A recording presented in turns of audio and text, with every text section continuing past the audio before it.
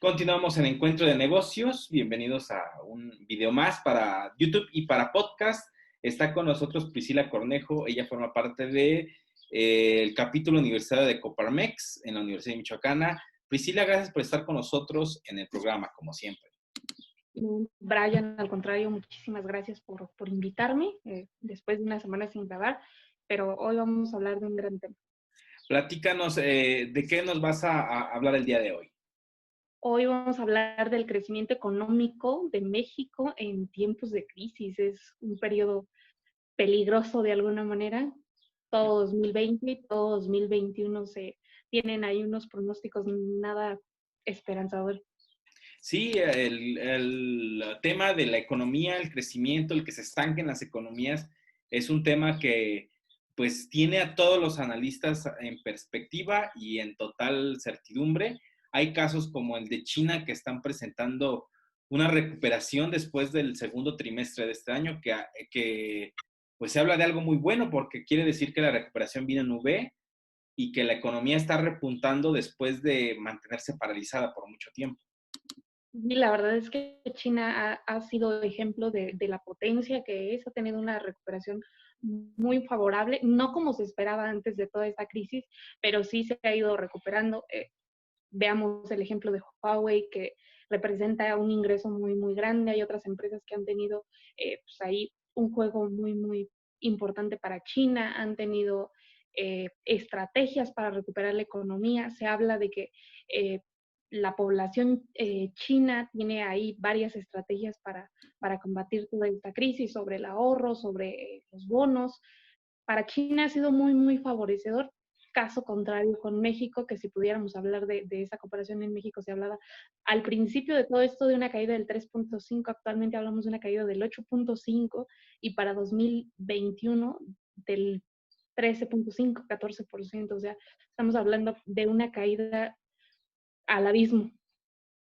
Sí, se habla de datos duros, al menos en México, sobre pues lo que es el crecimiento económico, pero es una gran incertidumbre porque como tú mismo lo habías dicho, hemos vivido cosas totalmente extrañas durante este año.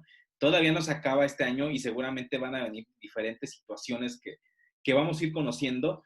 Pero lo que me llama a mí la atención es el caso de China, que fue el epicentro de donde inició la epidemia que se esparció por todo el mundo, se convirtió en una pandemia y que exista esta recuperación de la economía es lo que me llama la atención, porque muchos analistas, así como está pasando con la perspectiva de México y de otros países, también se tenía una perspectiva negativa en el que el crecimiento de China se iba no solo a ralentizar, sino que también iba a estar en números negativos, pero dio la gran sorpresa porque se reactivó la economía. El caso de Brasil es similar, se hablaba de descenso en el crecimiento económico y al parecer también hay buenos datos para el segundo trimestre y es principalmente porque sus economías no las paralizaron totalmente como sucedió en Europa, donde literalmente hubo cierres completos de actividad y en el caso de Latinoamérica no ha existido ese cierre total en el que la policía tenga que salir a la calle para hacer que la gente se resguarde. Entonces, ¿cómo ves esta parte de lo que hay de los números con lo que está sucediendo con los otros países? Mira, yo creo que el caso de China y de Brasil son economías que han tenido la buena decisión de actuar en el momento. En México, para poder mover un paquete económico, tiene que estar contenido en una ley. Es hasta que se aprueba cada año, pero en China no. En China las decisiones se tomaron muy acertadamente en el momento. Fueron decisiones sobre gasto público, sobre inversiones, sobre tasas de interés que, que establecieron muy apropiadamente en su momento. Y como tú dices, la economía no se paralizó. Si bien fue el epicentro de todo este desastre, se tomaron ahí acciones muy importantes. En el caso de Brasil, se habla de una recuperación económica muy desigual. Es decir, las empresas que ya estaban en el poder, se habla de que obviamente esas empresas no se paralizaron y que contribuyen al crecimiento económico de Brasil. Pero por el otro lado tenemos esta condición de desigualdad sobre la población y creo que eso sucede igualmente en China y en México, sobre estos grupos vulnerables que no han tenido tanto la capacidad de adaptarse. Entonces yo creo que en condiciones generales, China y Brasil nos están dando un ejemplo de cómo es la recuperación económica.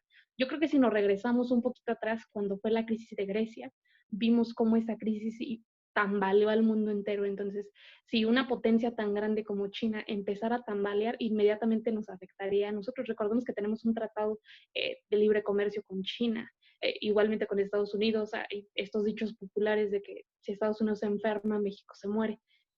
Y no tanto así, no por crear alertas para México, pero sí hay que hablar de una situación complicada en el que se deben de tomar medidas importantes.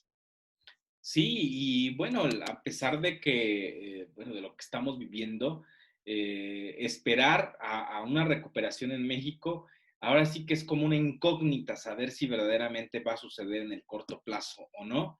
El Tratado de Libre Comercio es un respiro para la economía mexicana.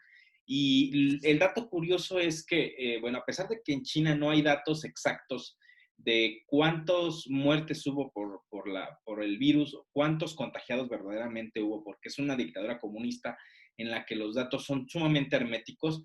Vemos a Brasil, que sí tiene datos muy alarmantes, es el segundo país con mayor número de contagios después de Estados Unidos, pero ha sido por esto, porque no han cerrado la economía, incluso ha sido más, el gobierno ha sido un poco más pues no podíamos hablar de irresponsabilidad porque al final de cuentas es un riesgo moral el que están tomando, el decidir que la economía continúa abierta y no cerrarla para evitar que este tipo de situaciones del decrecimiento económico se dé. Y están los resultados.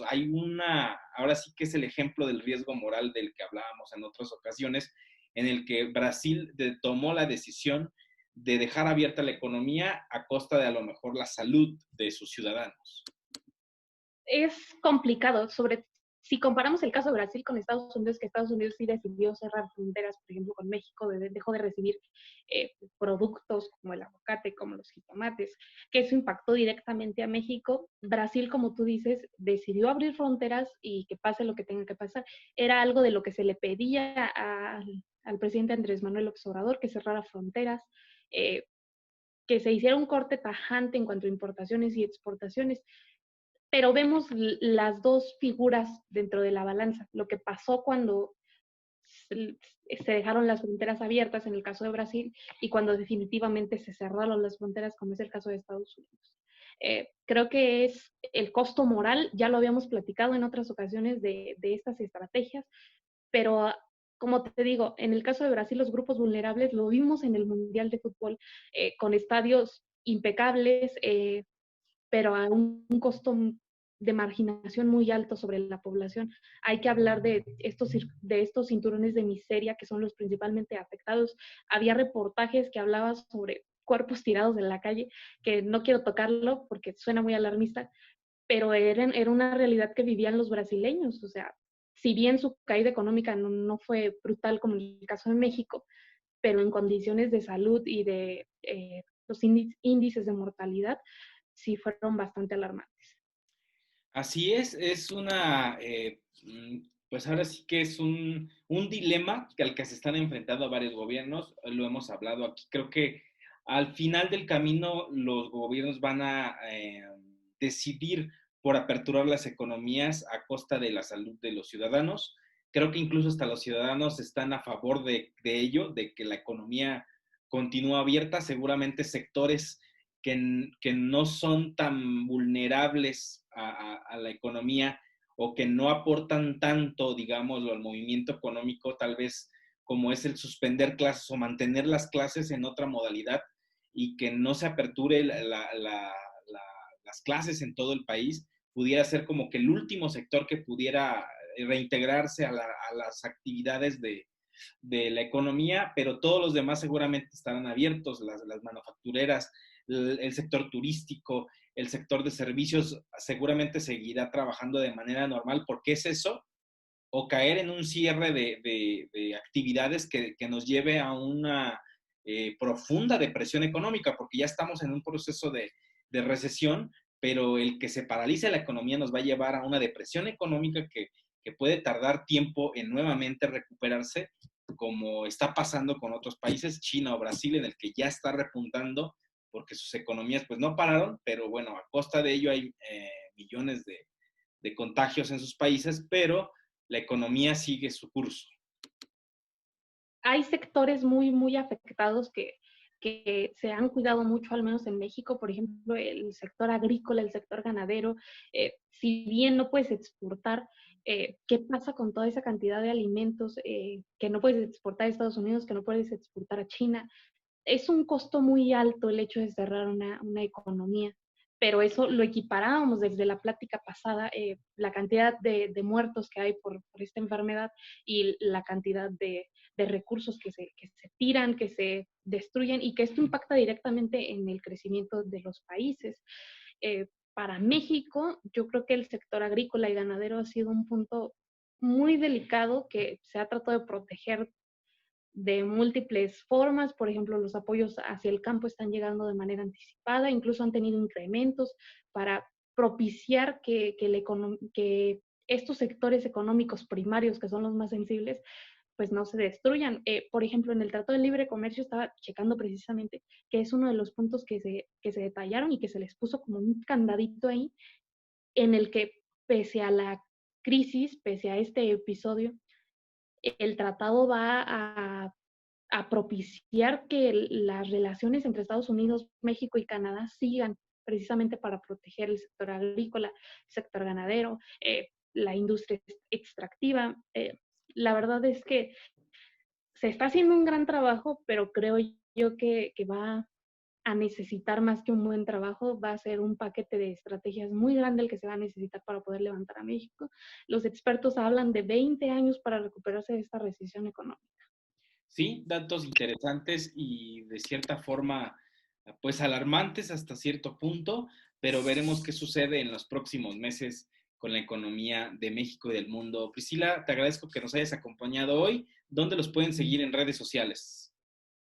Que no se les olvide darle like a nuestra página de Facebook, Capítulo Universitario Coparmex, UMCNH.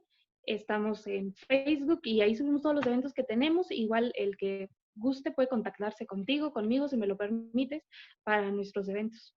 Perfecto, pues sí, claro, están totalmente invitados. Igual cuando quieran promover un evento, ya saben que este es su espacio. Priscila, te agradezco mucho y nos escuchamos y nos vemos la próxima semana. Hasta pronto, Brian.